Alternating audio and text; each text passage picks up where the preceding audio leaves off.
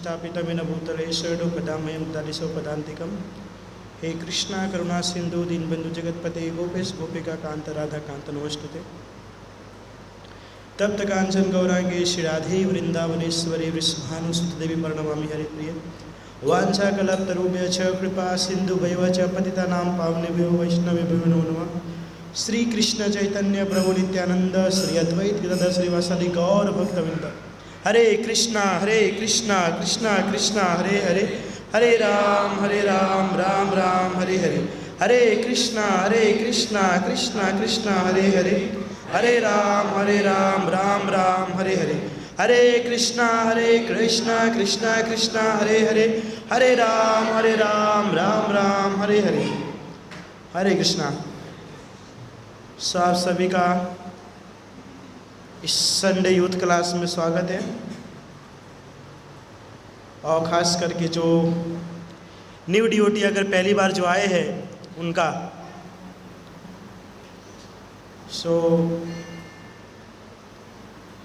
इससे पहले संडे में हमारा क्लास हुआ था, शायद ब्रह्मचारी लाइफ श्रेष्ठ है या कि गृहस्थ लाइफ। आप लोग आए होंगे तो आपने लिसन किए होंगे, तो आई होप ब्रह्मचारी की संख्या ज़्यादा होगा अगर प्रभु जी ने जिस हिसाब से क्लास में बताए होंगे तो ये क्लास हुआ था शायद, है ना, संडे को। और भगवद गीता का हमारा रेगुलर क्लास चल रहा है, तो इससे पहले एक बार देख लेंगे थोड़ा सा।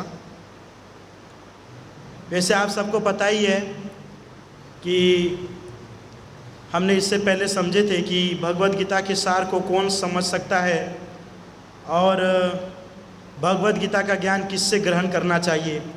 तो इन सब के ऊपर में हमने बहुत अच्छा डिस्कशन किया था। एक बार स्क्रीन पे आपको दिख रहा है, एक बार रीडिंग कर लेंगे एक बार, बहुत ज़रूरी है क्योंकि क्या है। हरे कृष्ण।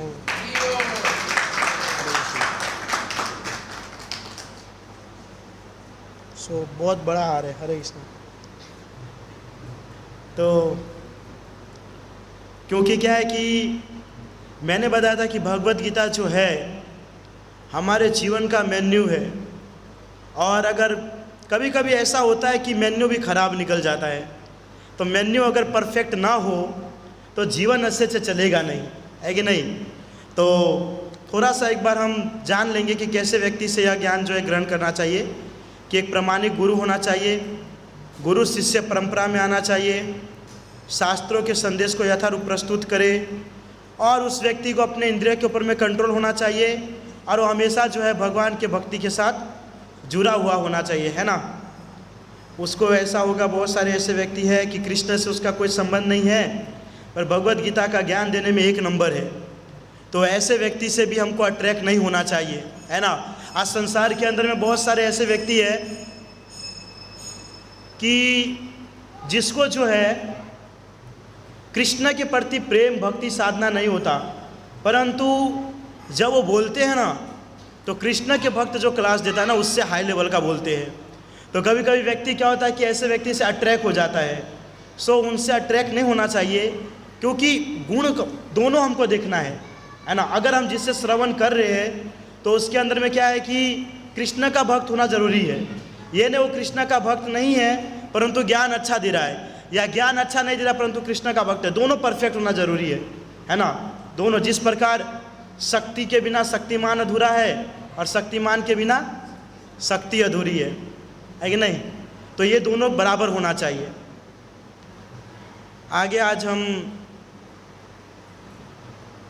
पहला अध्याय शुरू करेंगे, बहुत दिन से वेट कर रहे थे। तो पहला श्लोक है, हम इसके अंदर में ज़्यादातर अनुवाद ही रीडिंग करेंगे, परंतु आज पहला श्लोक है तो रीड कर लेते हैं। तो आज भगवद गीता का पहला श्लोक जो है स्पेशल फॉर धृतराष्ट्र जी के मुख्य से प्रकट हो रहे हैं।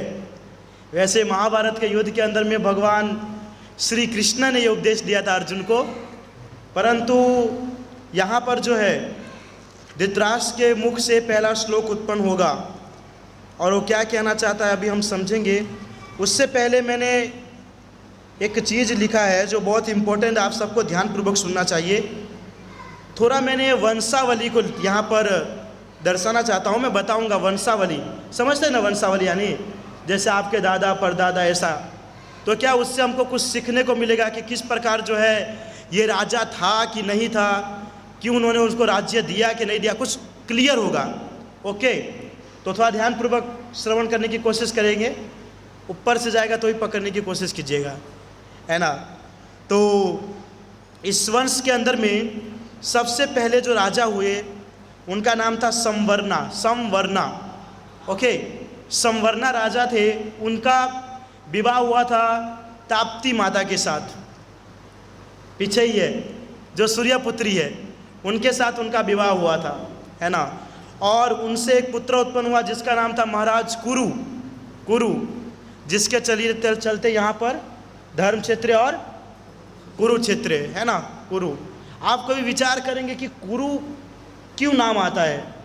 इतने सारे मतलब कि राजा है ना, इस वंश के अंदर में इतने सारे राजा। आप देखिए यहाँ पे मैंने कहा संवरना, विष्णु पितामह है, चित्रांगद है, धृतराष्ट्र है, पांडु महाराज है, 5 पांडव है। इन सब में से महाराज कुरु के नाम का श्लोक का वर्णन क्यों किया गया है?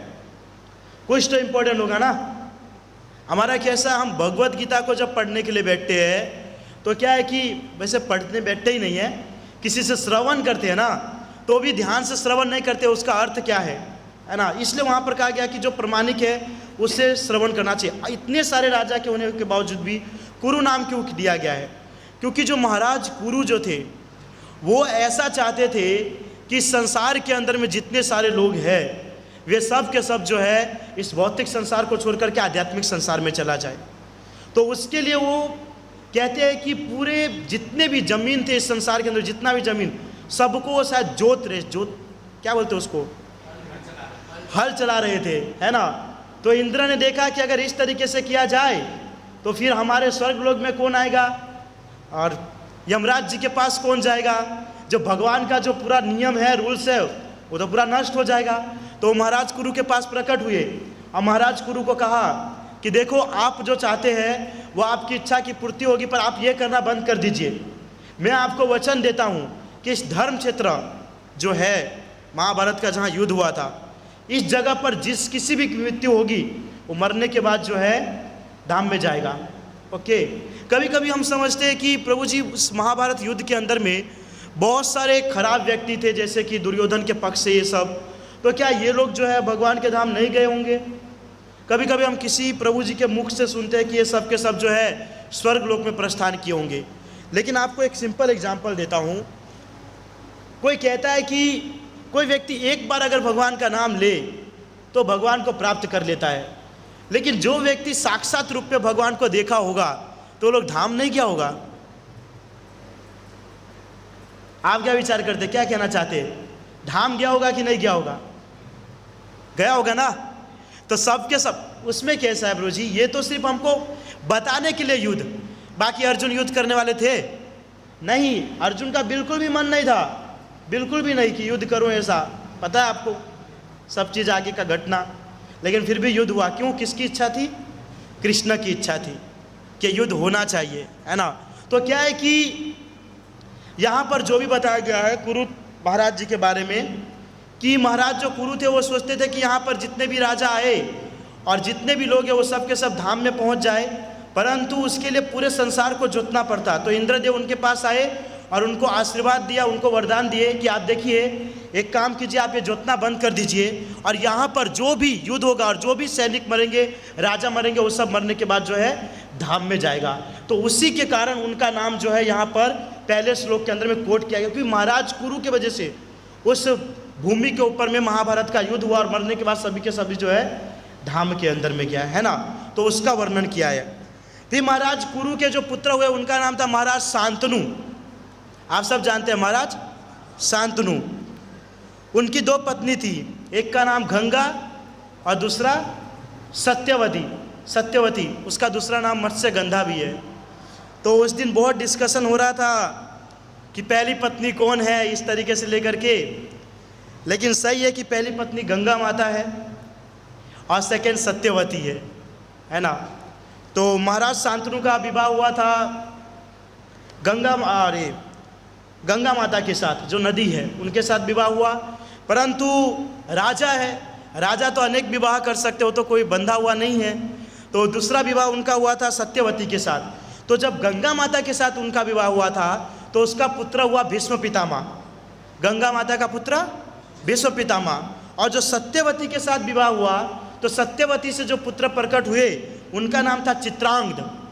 क्या नाम था? चित्रांगद। ये 2 पुत्र हुए। अब अगर इस दृष्टि से देखा जाए तो महाराज शांतनु को राजा किसको बनाना चाहिए? भीष्म पितामह को, क्योंकि वो पहली पत्नी है। जिस प्रकार राजा उत्तनपाद उसके 2 पुत्र थे, ध्रुव महाराज और उत्तम, है ना, 2 पुत्र थे। तो उसमें राजा पहले किसको बनाना चाहिए था? ध्रुव महाराज जी को। लेकिन उनकी पत्नी ने उनको वश में कर लिए थे जंतर मंतर करके, और बोले थे कि उत्तम ही पहला बनना चाहिए था, जो पॉसिबल नहीं था, बिल्कुल विरुद्ध में ये चीज़। लेकिन फिर भी उत्तम को बनाया गया था। लेकिन बाद में भगवान का ब्लेसेस होकर के ध्रुव महाराज ही राजा बने।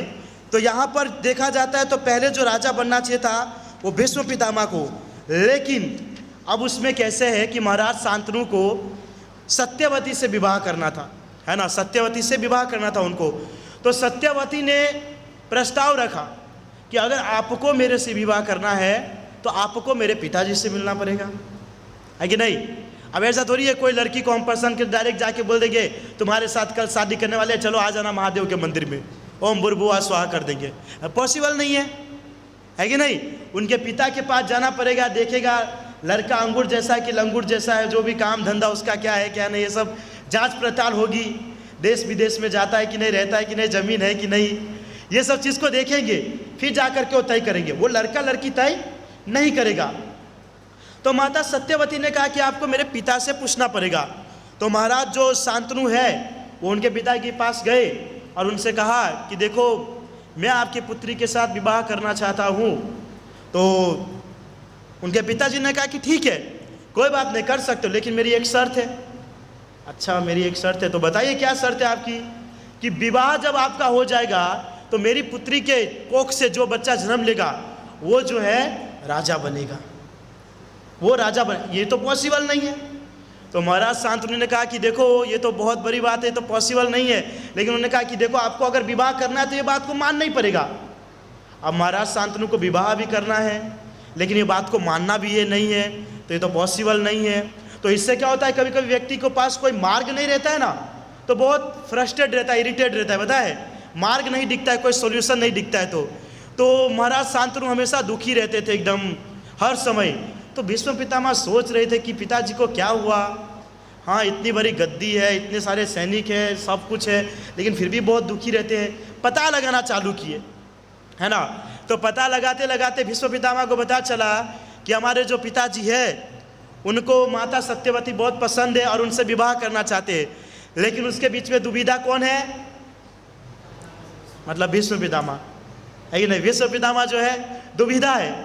तो भीष्म पितामह ने सोचा कि मैं राज्य को लेकर के क्या करूंगा, क्योंकि भीष्म पितामह बहुत ही प्रतापी राजा है। वैसे 8 वपु के अंदर में से एक वपु यानी कि देवता है वो, अगर उनके पुराना देखा जाए तो लिस्ट में, मतलब कि है ना, एक के बाद एक के बाद एक उसको पुराना होता है, सो एक देवता है। तो वो गए उनके पिताजी के पास और पिताजी को जा कर के कहा कि देखो आप अपनी पुत्री का विवाह मेरे पिताजी के साथ करवा दीजिए। आप चाहते हो ना कि आपका पुत्र राजा बने, आई एक्सेप्ट, है ना, आपका ही पुत्र राजा बनेगा, मैं नहीं बनूंगा, पर उसका शादी उससे करवा दीजिए। ओके। तो जब उसके पिताजी को पता चला, किसको? शांतनु महाराज जी को, कि भीष्म पितामह ने जो है ना, वो जा कर के बात कर लिए है और उन्होंने मना लिया शादी के लिए, लेकिन उसने कह दिया है कि राजा उसका पुत्र बन गए। तो भीष्म महाराज शांतनु को दुख भी हुआ लेकिन बहुत खुशी भी हुई कि मतलब कि कितना महान मेरा पुत्र है ना, कितना महान पुत्र। कोई मतलब कि ऐसा पुत्र नहीं होगा इतना बड़ा पोस्ट को। आज देखिए संसार के अंदर में रियलिटी आपको बताऊं, एक ही माता पिता के 2 पुत्र या 3 पुत्र जमीन को प्राप्त करने के लिए, भूमि को प्राप्त करने के लिए, जमीन को, अरे जायदाद को प्राप्त करने के लिए लड़ाई झगड़ा करते हैं। हमने गांव की बात सुनी, उसमें तो मार भी देते भाई भाई को, एक जमीन के लिए, एक जायदाद के लिए। आपको बता, ईशोपनिषद का पहला श्लोका है, भगवान श्री कृष्ण कह रहे हैं कि ईशावास्यम इदम सर्वम यत्किंच जगत्याम जगत, कहते पूरा संसार मेरा है, पूरा संसार मेरा है और जितनी संपत्ति है वो सब मेरी है, जिसको जितनी जरूरत है उतना यूज करना है। भगवान कह रहे हैं। और भगवान की संपत्ति के लिए हम एक दूसरे को काटा पीटी कर देते, ये कर देते। अब भी का समय क्या है, और उस समय विचार कीजिए, इतना बड़ा हस्तिनापुर, कितना बड़ा राज्य है, बहुत बड़ा, लेकिन भीष्म पितामह ने जो है एक ही बार में इनकार कर दिए। तो महाराज शांतनु बहुत प्रसन्न हुए, है ना, अपने पुत्र को कहा कि तुमको कोई वरदान मांगना है तो मुझसे मांगो। भीष्म पितामह ने कहा कि पिताजी मुझे कुछ नहीं चाहिए, मुझे कुछ नहीं चाहिए, आप जिस चीज़ में खुश है मैं उसमें खुश हूँ। अभी का तो कंडीशन ऐसा होता है कि पुत्र जिस चीज़ में खुश है ना, माता पिता को उसमें न चाहते हुए खुश रहना पड़ता है ना।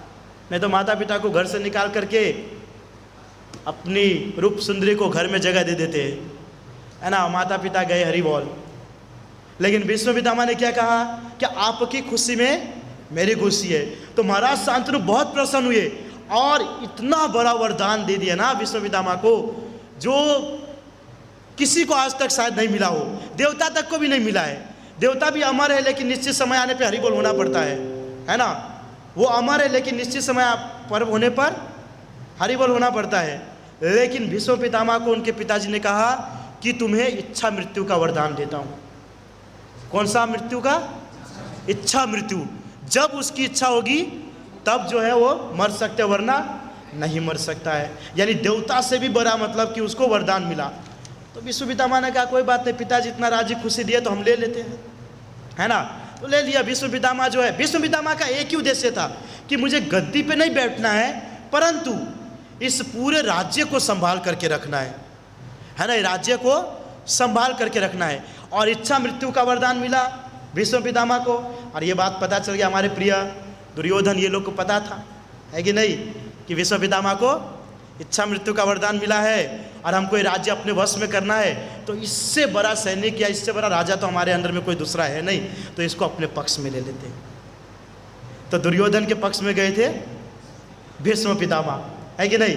तो भीष्म पितामह जो है ब्रह्मचारी नियम फॉलो करने लगे कि आजीवन ब्रह्मचारी रहूंगा, कभी भी गृहस्थ नहीं बनूंगा। और जो उनका सत्यवती का जाकर के आगे एक पुत्र हुआ जिसका नाम था चित्रांग, तो उसका विवाह का समय था। तो विवाह के लिए लड़की भी देखने के लिए गए थे हमारे भीष्म पितामह जी, जो है ब्रह्मचारी। अभी तो हम गर्ल्स को सिर्फ ऐसे देख लेते तो ब्रह्मचारी टूट करके गृहस्थ में आ जाता है। ये उनको देखने के लिए गए थे, रियलिटी है ना। संसार के अंदर में ब्रह्मचारी बनना बहुत मुश्किल है, बहुत ही ज़्यादा मुश्किल है। ईजी भी है, ऐसा नहीं है, ईजी भी है, लेकिन हमारे इंद्रिय के ऊपर है कि आपका इंद्रिय कैसा है। कल हमारे यूथ के साथ हम बातचीत कर रहे थे, वो बोल रहे थे कि संसार के अंदर में जो है 99% लोग जो है गृहस्थ बनते हैं और 1% जो है मुश्किल से ब्रह्मचारी बनते हैं।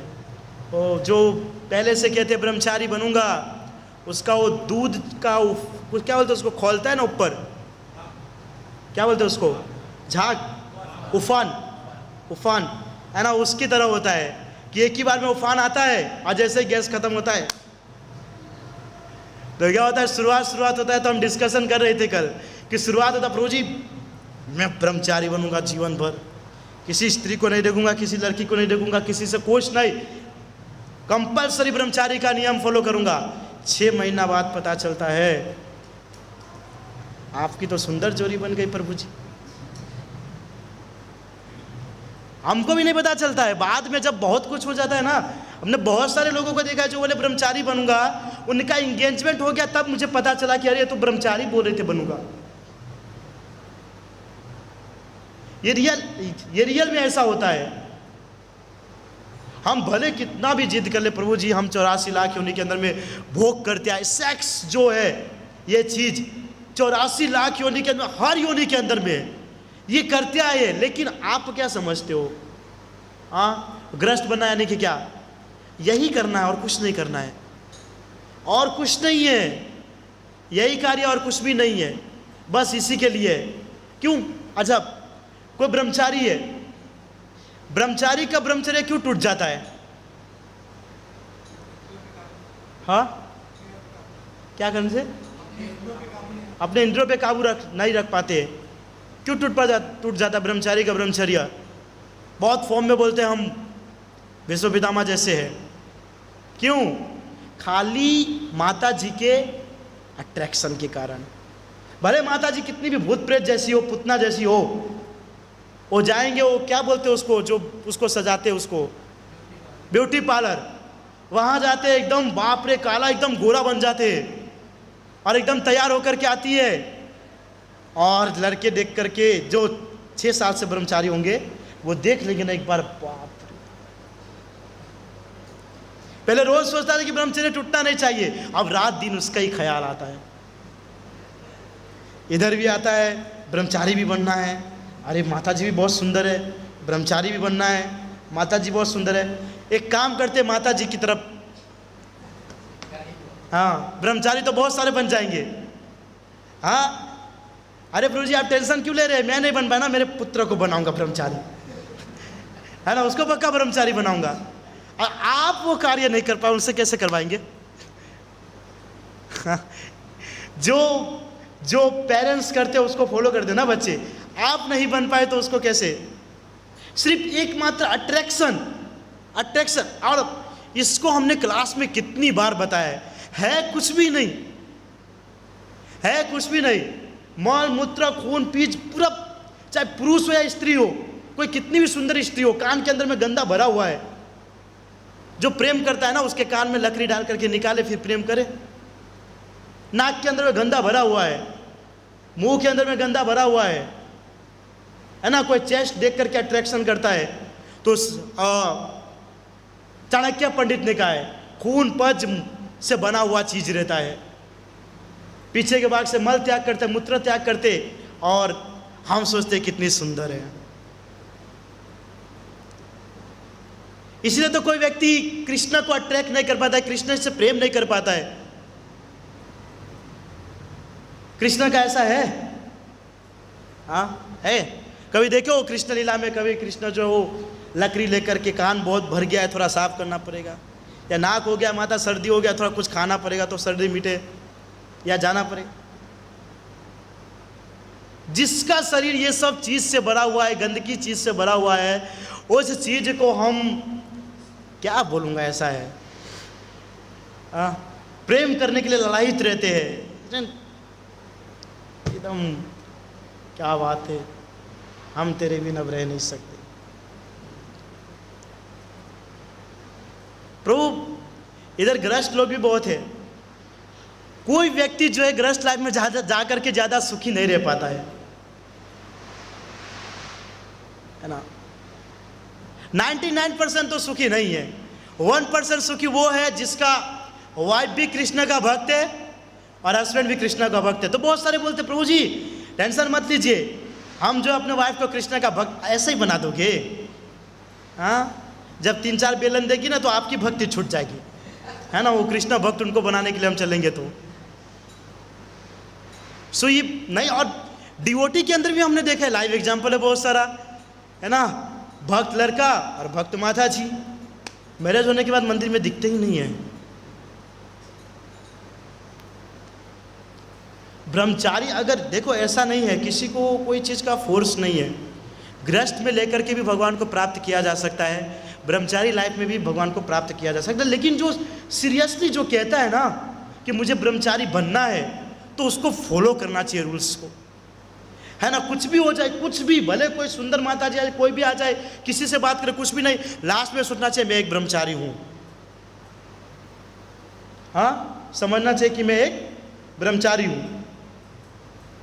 रोड के ऊपर में आपको कोई फेंक करके थाली में दे देगा तो आप जाकर के खाएंगे? खाएंगे जाकर के रोड पे से? नहीं खाएंगे ना। पर जानवर जाएगा तो उसको खाएगा ना, खाएगा कि नहीं? तो हम स्थिर रहते कि नहीं नहीं मुझे वो नहीं खाना है तो नहीं खाना है। नहीं तो देखेंगे समाज के लोग तो भाई क्या बात है, घर से निकल के रोड पे बैठ के खा रहा है कि नहीं? स्थिर है कि नहीं? हमारी बुद्धि कैसी है कि नहीं वहाँ जाके नहीं खाना है। उसी प्रकार ब्रह्मचारी लाइफ भी अगर कोई निर्णय लेता है ना तो नहीं कि नहीं, ग्रस्त यानी कि नो कुछ, है ना। अगर ऐसे व्यक्ति को ब्रह्मचारी बनाओ तो विष्णु पितामह की स्टोरी को पढ़ते रहना चाहिए, सुनते रहना चाहिए। कितने सारे ऑफर आए उनके पास, फिर नहीं ओनली फॉर ब्रह्मचारी। हमको तो सिर्फ माता जी अगर आकर के स्माइल कर देना, बाप रे बाप, भले कितना बड़ा ब्रह्मचारी हो, माइंड के अंदर में तो स्माइल बैठ ही जाती है। क्या स्माइल किए थे माता जी ने, आज तक कृष्ण के मुख में स्माइल नहीं देखा, वो माता जी के मुख में स्माइल है। और यही जो है हमारे ब्रह्मचर्य को हरी बोल कर देती है।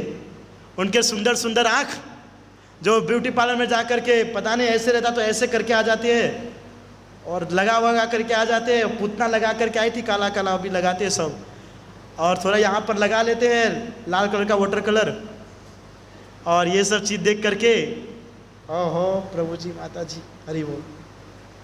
नहीं, अगर हमको सीरियसली ब्रह्मचारी लाइफ स्पेंड करना हो तो ब्रह्मचर्य रूल्स को फॉलो करना जरूरी है। और अगर देखिए प्रभु नहीं करना हो ना, नहीं बनना हो ब्रह्मचारी, गृहस्थ बनना हो, तो पहले से डिसाइड करके रखना चाहिए कि मैं जो है गृहस्थ बनूंगा। प्रभु जी आप कुछ भी कर लो, मैं ब्रह्मचारी लाइफ नहीं जाऊंगा। भगवान कहेगा भाई साहब ये बोले थे ब्रह्मचारी बनूंगा, अभी बोलता है गृहस्थ बनूंगा। इक्वल रहना चाहिए ना। आप देखिए भीष्म पितामह इतने बड़े, हाँ इतने बड़े ब्रह्मचारी, लेकिन चित्रांगद उनके लिए जो है स्वयं गए लड़की को देखने के लिए, है ना। उनका विवाह का समय हो गया था तो गए थे, तो वहाँ पे 3 लड़की थी, अम्बा, अंबिका और अम्बालिका। ओके, अम्बा, अंबिका और अम्बालिका, तो तीनों को लेकर के आए। लेकिन उसके अंदर जो अम्बा थी ना, अम्बा वो किसी और राजा से, दूसरे राजा से प्रेम करती थी, तो भीष्म पितामह ने उसको छोड़ दिया। अंबिका और अम्बालिका को ले गए उनसे विवाह कराने के लिए चित्रांग के साथ, तो उनका विवाह हो गया। लेकिन कुछ समय के बाद अम्बा वापस आई रिटर्न, किसके पास? भीष्म पितामह के पास। उस समय कैसा था, कोई स्त्री को कोई टच कर लेना तो उसके साथ उसको विवाह करना पड़ता। और आज का समय, आज का समय आप देखिए, गर्ल्स बॉयज जो है ना, गर्लफ्रेंड बॉयफ्रेंड बना करके हर ऐसी चीज़ को करते जो नहीं करना चाहिए, और उसके बाद ब्रेकअप। प्रभुपाद जी ने 4 अपराध बोला है, पर स्त्री संग नहीं करना, उसका अर्थ क्या समझते आप? यही चीज़ है, टच करने से भी शादी करना पड़ता है। और यहाँ तो हर चीज़ होने के बावजूद भी एक गई, दूसरी आई, वो गई, तीसरी आई, चौथी आई, पांचवी आई, और रमत सेम, एक पछी एक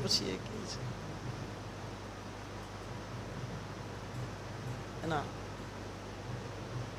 रियल में मैरिज करना है, किसी लड़की को पसंद करते हैं, मम्मी पापा को बताओ, वो पसंद है ठीक है, जो करते हैं ठीक है, और फिर कंप्लीटली करो। ये जो खेल खेलते हैं ना, ये नहीं करना चाहिए। ये प्रभु मैं ऐसा नहीं, मैं बता रहा हूँ आपके लिए ही है। वो नहीं समझ आएगा जब ऊपर पता चलोगे ना, ऊपर जा करके, तब आपको पता चलेगा कि अरे नहीं यमराज जी, मैं तो सिर्फ उससे बात करता था, मैं तो उससे सिर्फ बस मिलता था, जुलता था, बस बाकी शादी नहीं करना था। अच्छा, शादी के बिना भी हर एक्टिविटी कर करके हम बोलते हैं कि हमको शादी नहीं करना था, है ना। आवा गधेराने से नहीं वो मारे हैं ने, ऊपर खबर भी नहीं पड़े। ये सच्ची बात है। इसलिए अगर इसके अंदर में हो तो एंड करी नाखो, नहीं तो मैं बार बार किस्सा सुनता हूँ लड़के का ही एंड हो जाता है। तो उससे अच्छा है खुद ही एंड कर दो।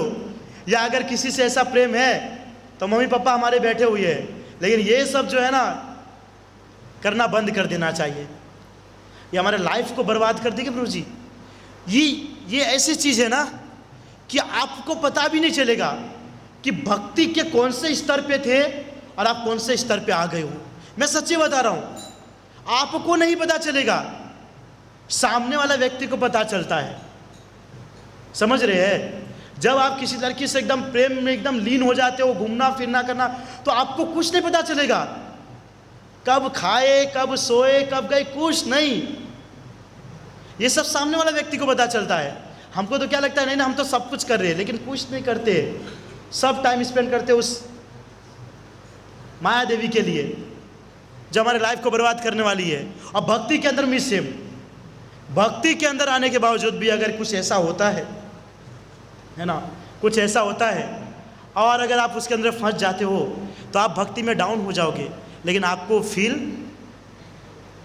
होगा नहीं होगा। जैसे मैंने एग्जांपल दिया, रेगिस्तान के अंदर में वो जो पूरा उसका पेड़ होता है, कांटे का पूरा, है ना, हाँ वो पेड़ होता है। तो क्या करता है, ऊँट जब उस पेड़ को खाता है ना, तो उसके अंदर घास तो है ही नहीं, पत्ता तो है ही नहीं, तो क्या लगता है, कांटा लगता है उसको। और जब कांटा लगता है तो जीभ से जब खून निकलता है ना, तो ऊँट को लगता है कितना टेस्टी लग रहा है ये खाने में। लेकिन उसको नहीं पता है कि वो अपने आप को ही खत्म कर रहा है। उसको ये नहीं पता कि अपने आप को खत्म। उसी प्रकार भक्ति में आने के बाद, भक्ति में आने के बावजूद भी, इतनी सारी भक्ति साधना करने के बावजूद भी किसी ऐसे माया देवी की कृपा हो जाती है हमारे ऊपर, या हम खुद करवा लेते हैं कृपा, तो हमारी ऊँट की तरह कंडीशन होता है और हमको लगता है कि नहीं नहीं, हम तो कितनी अच्छी भक्ति साधना कर रहे हैं, है ना। फिर आप क्लास सुनिए, झपा कीजिए, आरती अटेंड कीजिए, कोई फर्क नहीं पड़ने वाला है, कोई फर्क नहीं, क्योंकि हर समय आपका माइंड में वही चलती रहेगी। क्लास भी सुनेंगे तो भगवान थोड़ा करवा दीजिएगा, आरती में भी खड़े रहेंगे, 7 जन्म का 7 बोलते 6 जन्म तो करवा दीजिएगा। कीर्तन करते करते आपके लिए कीर्तन गा रहा हूँ, थोड़ा कृपा कीजिए मैं उसके लिए भी थोड़ा गा सकूँ, तुम ही मेरी सब हो। तो ये कंडीशन होता है। और भक्ति सीरियसली नष्ट आपको नहीं पता चलेगा, मैं लिख के देता हूं, नहीं पता, और कोई समझाएगा ना, वो नहीं समझ पाएगा, वो नहीं समझ पाएगा। इतना ओवर हो जाता है ना, इतना ओवर, है ना। कभी कभी क्या होता है, पानी का बहाव इतना तेजी से आता है ना कि डैम लगाने के बावजूद भी डैम को तोड़ करके निकल जाता है। उसी प्रकार ये है, चाहे कुछ भी हो जाए, लेकिन वो जो है हमको बहा करके ले जाता है। इसलिए, है ना, ब्रह्मचारी बनना हो तो सर्वश्रेष्ठ ब्रह्मचारी बनिए, नहीं तो गृहस्थ लाइफ स्पेंड कीजिए। तो क्या हुआ कि जो अम्बा थी, उनको भीष्म पितामह ने हाथ टच किया था, तो जब उसके जिसके प्रेम करती थी उस राजा को पता चला, तो उसने कहा मैं आपको एक्सेप्ट नहीं करूंगा, आप जाइए उनके पास। उन्होंने बहुत जिद किया पर नहीं माने, तो भीष्म पितामह के पास आया और भीष्म पितामह को कहा कि मुझे आपसे शादी करनी है और आपको मुझसे शादी करनी पड़ेगी। क्यों? क्योंकि आपने मुझे टच किया और ये रूल्स है। भीष्म पिता ने कहा कि मैं ब्रह्मचारी हूँ, मैं इस चीज़ को फॉलो नहीं करता, मैं विवाह नहीं करूँगा। अम्बा सामने से आई, बहुत सुंदर थी, लेकिन भीष्म पितामह ने कहा कि नहीं, मैं नहीं, बहुत गिड़गिड़ाई, बहुत कुछ किया, लेकिन फिर भी उन्होंने एक्सेप्ट नहीं किया। तो वो जो अम्बा थी, भीष्म पितामह जी के गुरु के पास गए। कौन है उनके गुरु? परशुराम जी। परशुराम जी के पास गए और वहाँ पर जाकर के कहा कि देखिए आपका शिष्य है, इन्होंने इस तरीके से किया, मुझे उनके साथ विवाह करना पड़ेगा, नहीं तो मेरा लाइफ बर्बाद हो जाएगा, तो आप उनको कहिए। तो परशुराम जी ने कहा, लेकिन अपने ब्रह्मचर्य पर इतना निष्ठा था, इतना श्रद्धा था भीष्म पितामह का, गुरु के कहने के बावजूद भी अपने ब्रह्मचर्य व्रत को त्याग नहीं किए। गुरु के कहने के बावजूद भी अपने ब्रह्मचर्य को उन्होंने त्याग नहीं किया। आज क्या होता है कि अरे गुरु जी तो हमारे मैरिज कर रहे, हम क्यों ब्रह्मचारी बने, हम भी बनेंगे। हमारे इस्कॉन के अंदर में ऐसे बहुत सारे डिवोटी प्रभु जी, इतने बड़े बड़े जो गृहस्थ है, लेकिन कितने सारे ब्रह्मचारी बनाए। अहमदाबाद के प्रेसिडेंट है, हैदराबाद के अंदर में है, वासु घोष प्रभु है, बहुत सारे ऐसे होने के बावजूद भी बहुत सारे गृहस्थ। ये आपके ऊपर डिपेंड करता है कि आप बनते हैं कि नहीं, आपके ऊपर डिपेंड करता है। गुरु ने, और उसके बाद युद्ध भी हुआ, युद्ध भी हुआ कि अगर युद्ध के अंदर में अगर भीष्म पितामह हारे तो आपको मैरिज करना पड़ेगा। परशुराम जी तो पावरफुल है, भगवान के 27 अवतार, तो परशुराम जी को पता था इसको तो हरि बोल कर ही देंगे, लेकिन उनको पता नहीं था शिष्य भी उनका ही है ना, सीखे भी उनसे ही है। लास्ट में युद्ध करते, बहुत लंबा युद्ध चला, लास्ट में अपने गुरु को ही हरा दी। फिर गुरु ने कहा कि मैं तुमसे प्रसन्न हूँ, तुम ब्रह्मचारी ही बनो। और जो फिर जो अम्बा थी अब क्या करेगी, तो शिव जी की भक्ति साधना करने के लिए गए, शिव जी के भक्ति साधना के लिए, क्रोधित हो गए एकदम। कहा कि शिव जी जब प्रसन्न हुए कि अगला जीवन मुझे इस तरह से देना ताकि मैं भीष्म पितामह का मृत्यु बन करके खड़ा रह सकूं, है ना।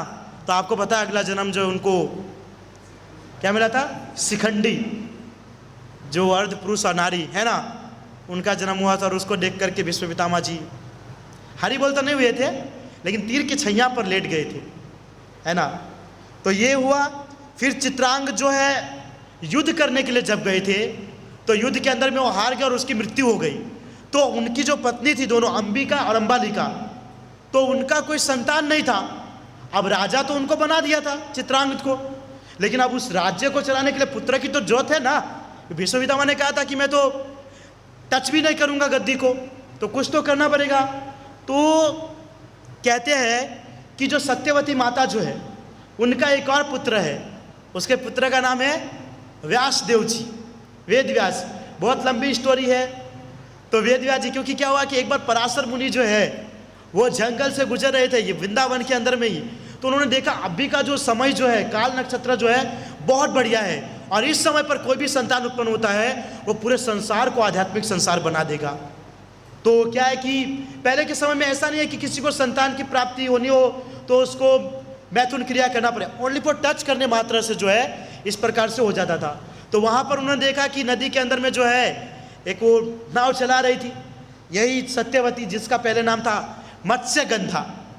तो नाव चला रही थी, तो वेद व्यास जी ने पराशर मुनि ने इस तरीके से उनको कहा, तो उन्होंने 3 शर्त रखी कि देखो, पहला तो ये बात किसी को पता नहीं चलना चाहिए, दूसरा पूरा रात हो जाना चाहिए, तीसरा मेरे शरीर के अंदर से जो स्मेल आ रहा है, क्योंकि जो मछुआरे होते हैं ना उनके शरीर से मछली वाले सुगंध आते रहते हैं, और जो फूल बेचते हैं तो उसके शरीर से हमेशा फूल के सुगंध आते रहते हैं। तो बोला कि जो हमारे शरीर के अंदर स्मेल जो है वो निकल जाना चाहिए। तो 3 शर्त रखे। उन्होंने कहा कि ठीक है। तो तीनों शर्त जो है उन्होंने एक्सेप्ट कर लिए, और उनको टच करने मात्र से प्रकट हुए वेद व्यास जी। तो इस समय जो है सत्यवती ने अपने पुत्र वेद व्यास जी को बुलाया और उनको कहा कि आप अंबिका और अंबालिका के साथ जाइए और उनके जो है स्पर्श करने मात्र से पुत्र की प्राप्ति करवाइए, क्योंकि इस राज्य के ऊपर में, इस राज गद्दी के ऊपर बैठने वाला कोई नहीं है। तो वेद व्यास जी आए, सबसे पहले आए वो अंबिका के पास। तो वेद व्यास जी अपने असली रूप में नहीं गए। अब क्या असली रूप में जाएंगे तो स्त्री से अट्रैक्शन हो जाएगा, असली रूप में जाएंगे तो स्त्री से अट्रैक्शन हो जाएगा।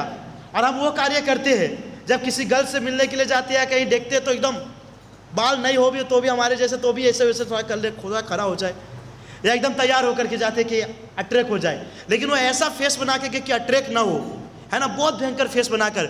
और वो फेस बना करके जब अंबिका के पास गए, है ना, अंबिका के पास, पहली पत्नी के पास, तो अंबिका जैसे ही देखे ना वेद व्यास जी को एकदम डर गई, क्योंकि एकदम विकराल रूप था। तो जैसे ही डरी उसने अपने आंख बंद कर दिए, ओके, आंख बंद कर दिए। और जब वो अंबालिका के पास गए तो अंबालिका ने जैसे ही उनको देखा कि उसको देख करके एकदम लाल जो है चेहरा जो है लाल पीला हरा हो गया कि कितना भयंकर दिखता है। तो दोनों के इफेक्ट के कारण दोनों ऐसा पुत्र प्राप्त हुआ।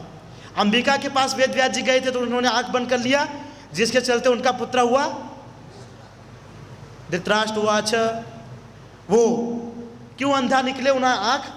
क्योंकि उनके जो माता जी थी वो आंख को बंद कर लिए थे। और दूसरा जो है अंबालिका, उनके पुत्र हुए थे पांडु महाराज, है ना, तो उन्होंने कुछ ऐसा एक्टिविटी नहीं किया था, इसलिए वो परफेक्ट निकले। और फिर धृतराष्ट्र का जो विवाह है वो गंधारी के साथ हुआ, और उसके बाद उनके 100 पुत्र हुए। दुर्योधन और दुशासन स्पेशल थे उसके अंदर में, और भी पुत्र थे। और फिर पांडु महाराज जी का विवाह हुआ 2 रानी के साथ, कुंती महारानी और माद्री। माद्री के 2 पुत्र थे, नकुल और सहदेव। और कुंती महारानी के 3 पुत्र, अर्जुन, युधिष्ठिर और भीम। तो ये पूरी उनकी वंशावली है। ओके, अब इसके अंदर में ऐसा था कि जब पांडु महाराज जी आए थे, है ना, तो धृतराष्ट्र को कहा गया था कि देखिए कि आपका जो है आंख नहीं है, और जब इसका जो पूरा मतलब कि अंबालिका, उसका अगर कोई संतान आता है तो वो राजगद्दी के ऊपर में बैठेगा, अर्थात कि पांडु महाराज। तो पांडु महाराज जी को राजगद्दी के ऊपर में बैठना था। लेकिन क्या है कि पांडु महाराज जी भी, उनकी भी स्टोरी अलग से है, लेकिन हम नहीं जाएंगे, बहुत ज़्यादा चला जाएगा नहीं तो। या श्रवण करना चाहते हैं तो नहीं करना चाहते, ठीक है, तो रहने दीजिए। तो वो उनके साथ हुआ, तो अट्रैक्शन के कारण उनकी भी मृत्यु हो गई थी। उनको मिला था श्राप कि अगर आप इस कंडीशन में ऐसा करोगे भोग विलास तो आप हरि बोल हो जाओगे, किसी को जानना हो तो बाद में जान लीजिएगा। तो वो चले गई। तो उसके बाद वो जो राजगद्दी उनके पुत्र का होना चाहिए था, लेकिन धृतराष्ट्र ने उनके पुत्र को राजगद्दी नहीं दिया। और यही बात उसके बाद उसके जो पुत्र हुए दुर्योधन, दुशासन, ये सब, तो ये भी इन्हें सोच लिए कि राजगद्दी जो उनको नहीं देना है। तो मेन जो महाभारत का युद्ध जो चालू हुआ ये राजगद्दी को लेकर के। ओके, तो उसके अंदर में जो आज का पहला श्लोक है ये धृतराष्ट्र उवाच धर्मक्षेत्रे कुरुक्षेत्रे संववेतायुत तस्व मामकाः पांडवा चैव किम कुर्वत संजय। तो यहाँ पर जो है भावार्थ में लिखा गया है, आप लोग देख रहे हो कि धृतराष्ट्र ने कहा, हे संजय, धर्मभूमि कुरुक्षेत्र में युद्ध की इच्छा से एकत्र हुए मेरे तथा पांडु के पुत्रों ने क्या किया। देखिए इसके अंदर में ही जो है भेदभाव दिख रहा है इस श्लोक के अंदर में, कि धर्मभूमि कुरुक्षेत्र में युद्ध की इच्छा से एकत्र हुए मेरे तथा पांडु के पुत्र। अब देखिए अगर उनके पिता नहीं है, अगर एक ही माता के पुत्र है, और जैसे कि कैसे एक सौतेली माँ होती है ना और एक अपनी माँ होती है, तो क्या होता है कि कभी होता है कि अपनी माँ चली जाती है तो सौतेली माँ का पुत्र और उसका पुत्र होता है, तो दोनों को समान प्रेम करना चाहिए। तो यहाँ पर जो है ये दोनों के अंदर में भेद कर दिए, ये बोलते मेरे तथा पांडु के पुत्रों ने, है ना, मेरे तथा पांडु के पुत्रों ने क्या किया। तो देखिए इस महाभारत के युद्ध को जो है 3 से 4 व्यक्ति देख सकते थे, जिसके अंदर में सबसे पहले है संजय। ओके, वेद व्यास जी की कृपा से उनको दिव्य दृष्टि मिला था और इसको ये देख सकते थे और उसके द्वारा श्रवण करते थे। कौन? धृतराष्ट्र। और कौन देख सकते थे इस युद्ध को? बर्बरिक। बहुत बढ़िया, ये किसी को नहीं पता होगा। अच्छा है आपने चंदन प्रभु बताया, बहुत अच्छा है। बर्बरिक, उनका भी बहुत मेन रोल है महाभारत के युद्ध के अंदर में। तो ये सब जो है इनको देख सकते थे।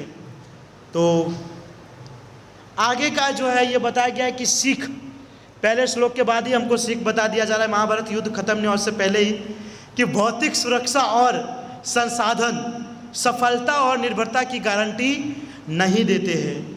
देखिए ये पता है ये सीख क्यों बताया गया है, क्योंकि धृतराष्ट्र जो है अपने राजगद्दी को बचाने के लिए बहुत कुछ किया था उसने, बहुत कुछ।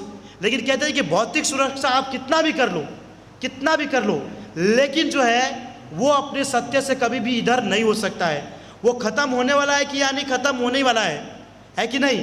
इसलिए व्यक्ति को अगर किसी भी तरीके से अपने को परफेक्ट करना हो तो उसको आध्यात्मिक दृष्टि के ऊपर में जाकर के कार्य करना चाहिए। आगे बताया गया कि जब व्यक्ति स्वार्थ और अहंकार में केवल व्यक्तिगत लाभ और उन्नति में रुचि रखता है तो भय, चिंता और निराशा उसके जीवन में रहेंगे ही। दुर्भाग्य से ऐसा व्यक्ति अपने कार्यों के परिणाम से अनजान रहता है। देखिए जो व्यक्ति अपना स्वार्थ और अहंकार में और व्यक्तिगत लाभ में, उन्नति में रुचि रखता है तो वह भय, चिंता और निराशा जो है अपने जीवन में लेकर के ही चलता है। जो व्यक्ति सोचता है कि हमारे अलावा किसी को भी ये पद नहीं मिलना चाहिए, या किसी के अंदर में कोई चीज़ को लेकर के अहंकार आ जाता है ना, कि हमसे अच्छा क्लास कोई नहीं दे सकता है, कि हमसे अच्छा कोई गा नहीं सकता है, कि हमसे अच्छा कोई प्रीचिंग नहीं कर सकता, तो क्या होता है कि बताते हैं कि उसके लाइफ के अंदर में भय, चिंता और निराशा जो है हमेशा रहता है।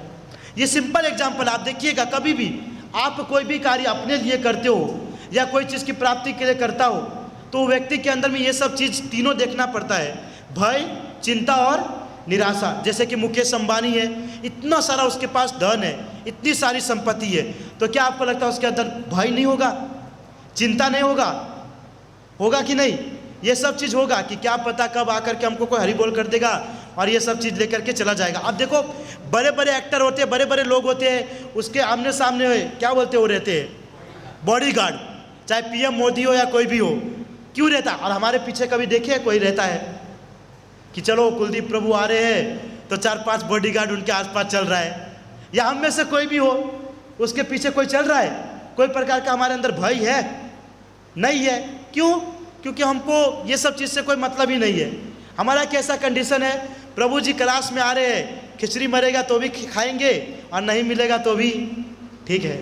लेकिन जो सोचेगा कि नहीं नहीं खिचड़ी तो मिलना चाहिए इसलिए मैं क्लास के अंदर में आ रहा हूँ, तो उस व्यक्ति को जब खिचड़ी नहीं मिलेगा तो क्या हो जाएगा? वो निराशा, कि हम खिचड़ी की इच्छा से आए थे प्रभु जी लेकिन आज खिचड़ी नहीं मिला, तो ये निराशा हो जाता है। फिर चिंता हो जाता है कि इस बार खिचड़ी नहीं मिला, क्या पता अगले क्लास में मिलेगा कि नहीं, तो फिर कंफर्म करेगा जो कॉल करेगा कि कल क्लास में आना है, प्रभु जी कल खिचड़ी होगा कि नहीं तो मैं आऊँ, तो बोलेगा हाँ प्रभु जी है, तब जा कर के वो आएगा, तो ये चिंता हो गया। लेकिन आते आते भी विचार करता रहेगा, मिलेगा कि नहीं मिलेगा, मिलेगा कि नहीं मिलेगा, मिलेगा। तो आ गया भय, तो आ गया भय।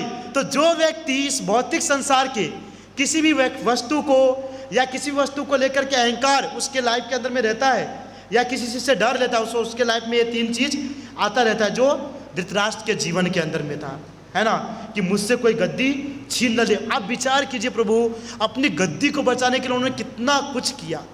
वो चाहते थे तो हर चीज कर सकता था, हर चीज, लेकिन कभी नहीं किया उसने। और लास्ट में जाकर के उनको छोड़ना ही पड़ा, लास्ट में जाकर के उनको छोड़ना ही पड़ा। इसलिए बार बार प्रभुपाद जी कहते हैं कि भौतिक संसार के किसी भी वस्तु या व्यक्ति से कभी भी हमको अट्रैक्ट नहीं होना चाहिए, है ना, अट्रैक्ट नहीं होना चाहिए। हम क्या करते हैं, उससे बहुत अट्रैक्ट हो जाते हैं, बहुत अट्रैक्ट, और फिर यही डर रहता है हमारे अंदर में कि हमसे कोई छीन न ले, कोई लेकर के भाग न जाए। यही सब हमारे माइंड के अंदर में चलता रहता है, और लास्ट समय में क्या होता है कि वो चीज़ भी नहीं रहता है और हम भी नहीं रहते हैं, और जीवन भर उसके लिए कष्ट सहते रहते हैं, डर बना करके रहते हैं। अरे उससे अच्छा है ये सब चीज़ को छोड़ करके, अगर धृतराष्ट्र विचार कीजिए, कृष्ण स्वयं उनके सामने थे, अगर वो हाथ जोड़ करके कृष्ण को एक्सेप्ट कर लेते ना, तो डायरेक्ट गोलोक वृंदावन धाम पहुंच जाते। लेकिन सब कुछ जानने के बावजूद भी कुछ नहीं करते थे। आपको क्या लगता है कि धृतराष्ट्र जी एकदम अंधे थे तो उसको कुछ पता नहीं चलता था? सब कुछ पता चलता था, सब कुछ देखता था। लेकिन क्या होता है कि प्रभु इस संसार के अंदर में कोई कोई चीज़ इतना हमारे लिए इम्पोर्टेंट बन जाता है ना, जैसे कि मैंने पहले भी एग्जांपल दिया कि वो जब आ जाता है तो उसके अलावा हमको कुछ चीज़ दिखता ही नहीं है, कुछ चीज़ दिखता ही नहीं है। तो ऐसे चीज़ को पहले ही दूर कर देना चाहिए। भक्ति के अंदर में विघ्न डालने वाले यही सब चीज़ हुआ। अच्छा हुआ कि भीष्म पितामह ने पहले ही प्रण कर लिया कि जो है मुझे राज्य गद्दी नहीं चाहिए, मैं जितने में उतने में सेटिस्फाई हूँ, तो एकदम परफेक्ट तरीके से रहा। ओके, आगे दूसरा नंबर श्लोक है। इस श्लोक के अंदर में कहते हैं कि संजय ने कहा कि हे राजन, पांडु पुत्रों द्वारा सेना की व्यूह रचना देखकर राजा दुर्योधन अपने गुरु के पास गया और उसने ये शब्द कहे। तो देखिए यहाँ पर जो है धृतराष्ट्र जो है वो संजय से पूछ रहे कि युद्ध के अंदर में क्या क्या हो रहा है, क्योंकि वो देख नहीं सकते। तो उन्होंने पूछा कि युद्ध के अंदर में क्या हो रहा है, तो यहाँ पर संजय आंसर दे रहे हैं कि पांडु पुत्रों द्वारा सेना की व्यूह रचना देख करके दुर्योधन जो है पांडु की व्यूह रचना को देखे कि किस प्रकार से सेना की पूरी रचना करके रखे है, और उस चीज़ को देखते हुए सबसे पहले किसके पास गए, अपने गुरु के पास। उसके गुरु कौन थे, द्रोणाचार्य। आप देखिए सोचने की बात है कि इतने बड़े बड़े महारथी थे, कर्ण थे, भीष्म पितामह थे, कृपाचार्य थे, और द्रोणाचार्य, वो तो उनके गुरु के पास गई। इतने सारे लोगों को छोड़ करके वो द्रोणाचार्य के पास पहले क्यों गए? मेरे हिसाब से आप सबने भगवद गीता का पहला अध्याय तो पढ़े होंगे, तो आपने कभी विचार किया कि ये जो है दुर्योधन सबसे पहले द्रोणाचार्य के पास क्यों गए? क्या रीजन है? भीष्म पितामह के पास क्यों नहीं गए? आप बोलोगे प्रभु जी क्या बात को लेकर के आप स्टार्ट कर रहे हो, लेकिन भगवद गीता इसी के जरिए तो समझेंगे, है ना। हम तो है क्या कि हाँ पहले अध्याय में प्रभु जी वो रचना है, वो हुआ, सेकंड अध्याय स्टार्ट करते हैं। पहले अध्याय के जितना जो इम्पोर्टेंट है ना, वो कोई अध्याय नहीं है, इतना इम्पोर्टेंट है। क्यों गए उनके पास? पता है क्यों गए? क्योंकि द्रोणाचार्य जो है ना वो दोनों के गुरु थे। द्रोणाचार्य दोनों के गुरु, कौरव के भी और पांडव के भी। पर सबसे ज्यादा प्रेम किससे करते थे?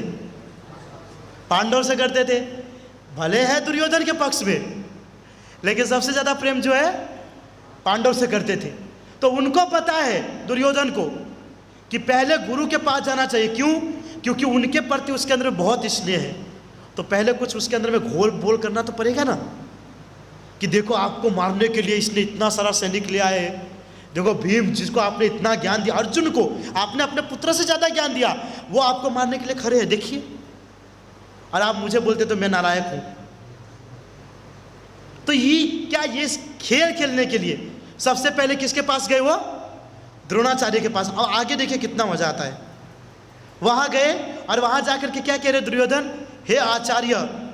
आज तक इतना रिस्पेक्ट से द्रोणाचार्य को उन्होंने बात नहीं की पूरे महाभारत के अंदर में। युद्ध के भूमि में देखिए, हे आचार्य, पांडु पुत्रों की विशाल सेना को देखे। जब मैंने पहले कहा पांडु पुत्रों की विशाल सेना को देखे, जिसे आपके बुद्धिमान शिष्य द्रुपद के पुत्रों ने कितने कौशल से व्यवस्थित किया है। अब आप विचार कीजिए, उस दोनों सेना के बीच के अंदर में क्या द्रोणाचार्य उसके सेना को नहीं देख रहे थे? वो नहीं देख पा रहे थे कि कौन उसके नियुक्ति कर रहा है, कौन कौन मेरे सामने युद्ध में है? नहीं देख पा रहे थे? देख पा रहे थे कि नहीं? तो आपको क्या लगता है दुर्योधन को जाने की जरूरत थी? पर क्यों जा रहा है? क्यों जा रहा है? ताकि उसको अपने पक्ष में ला सके कि देखिए आपके लिए कितना बड़ा बड़ा रचना किया गया है। आगे देखिए ना, और क्या कह रहे हैं? आगे कहते हैं कि इस सेना में भीम तथा अर्जुन के समान युद्ध करने वाले अनेक वीर धनुर्धर है, तथा महारथी युयुधान, विराट तथा द्रुपद। अब अपने गुरु को बता रहे हैं कि देखिए कितने बड़े बड़े राजा बैठे हुए आपसे युद्ध करने के लिए, है ना। आगे देखिए,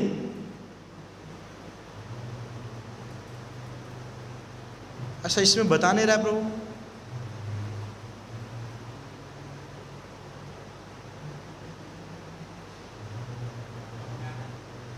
हाँ,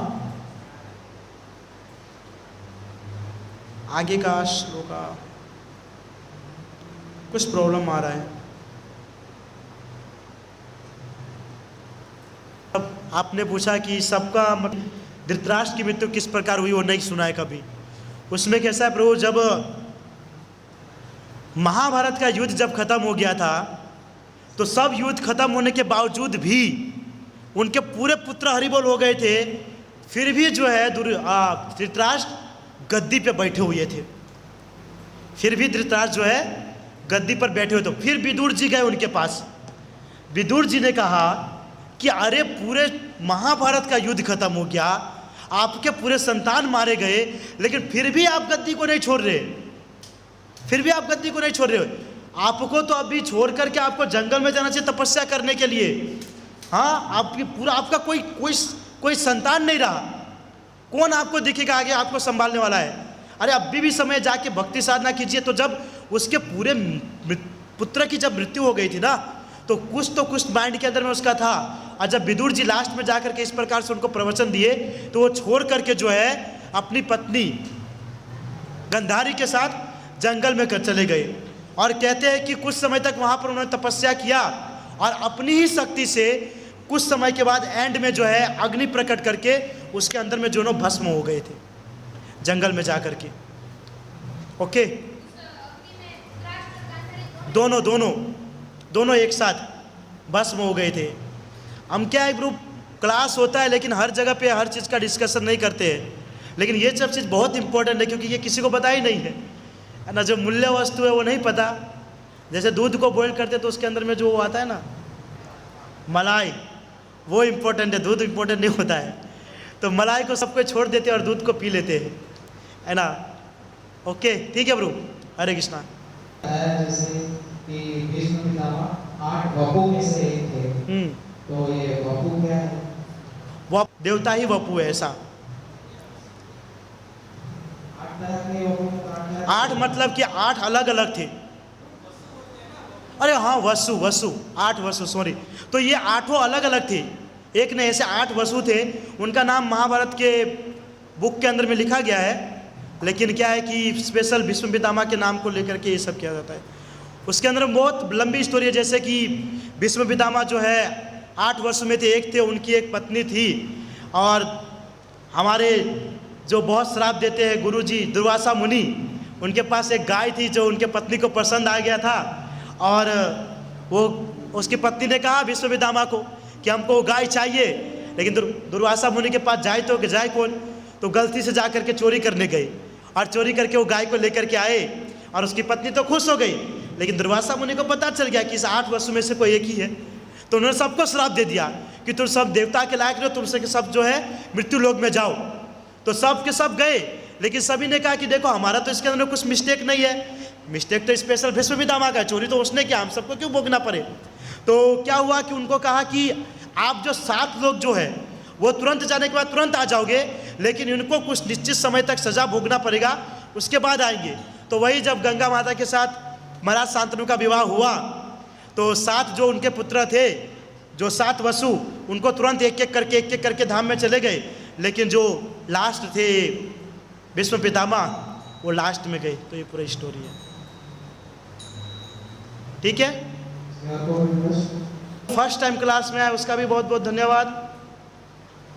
आई होप कि हर क्लास में आप लोग आते रहेंगे। एवरी संडे हमारा यूथ क्लास चलता है 5 to 6, तो आते रहिए। और हमारे रेगुलर यूथ विचार करते होंगे कि हर क्लास में 50-60 यूथ आते हैं, आज कोई दिख नहीं रहा है। तो आपको बता दूं, ये ऐसा बोर्ड का एग्ज़ाम आ गया है, चालू हो गया है, तो बोर्ड के एग्ज़ाम के कारण सब प्रिपरेशन कर ले होंगे, जिसके कारण कोई आ नहीं पा रहा है ना।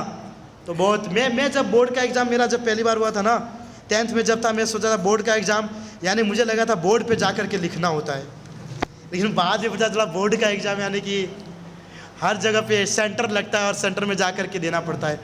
मतलब इसको भी यूथ जो है, जो स्टूडेंट है, बहुत हार्ड लेकर के चलते हैं, लेकिन कुछ हार्ड इतना नहीं है। मैंने जहाँ तक देखा ना, बोर्ड के एग्ज़ाम के अंदर क्या होता है पता है प्रभु, प्रश्न को उत्तर बना देता है और उत्तर को प्रश्न बना देते हैं, उसी को घोल मिला कर करके प्रश्न पूछते हैं और लोग कहते अरे हमारा कैसा पता है। कभी कभी प्रश्न को देख करके उत्तर याद आता है, या उत्तर को देख करके प्रश्न आते हैं। तो जब उत्तर प्रश्न बन के आता है तो हम सोचते अरे ये तो प्रश्न था, ये उत्तर कैसे आया, तो कंफ्यूज हो जाता है। और इसके अंदर में जो कभी भी नहीं पढ़ा रहता ना, ब्लैक लिस्ट वाले, वो समझ जाता है, और जो पढ़ लिख करके जाता है 90% वाले, उसका 10% आता है, और ब्लैक लिस्ट वाले 90% लेकर के पास हो जाते हैं समझने में थोड़ा। तो बोर्ड का एग्ज़ाम है इसलिए नहीं आ पा रहे हैं, लेकिन जो फर्स्ट टाइम आए हैं वो लोग कंटिन्यू क्लास में आइए, अटेंड कीजिए। आज तो क्लास बहुत सारे के ऊपर से गए होंगे, लेकिन समझ गए होंगे तो भी ठीक है। ओके, हरे कृष्णा। श्रील प्रभुपाद की जय। निताय गौर प्रेमानंदे। और आरती यहाँ पर होगी 6:30 बजे, उसके बाद सबके लिए प्रसाद की व्यवस्था की गई है, खिचड़ी प्रसाद, है ना। हरे कृष्णा। अच्छा लेक्चर दिया, उसके लिए हम राजा को धन्यवाद करेंगे कि हरे कृष्णा महामंत्र करेंगे। हरे कृष्णा कृष्णा कृष्णा हरे हरे, हरे राम राम राम हरे हरे, हरे कृष्णा कृष्णा कृष्णा हरे हरे, हरे राम राम राम हरे हरे, हरे कृष्णा कृष्णा कृष्णा हरे हरे, हरे राम राम राम हरे हरे। हमारा योग क्लास ऐसे हर संडे होता है, और ऑनलाइन क्लास भी रहता है 9:30 से 9:30।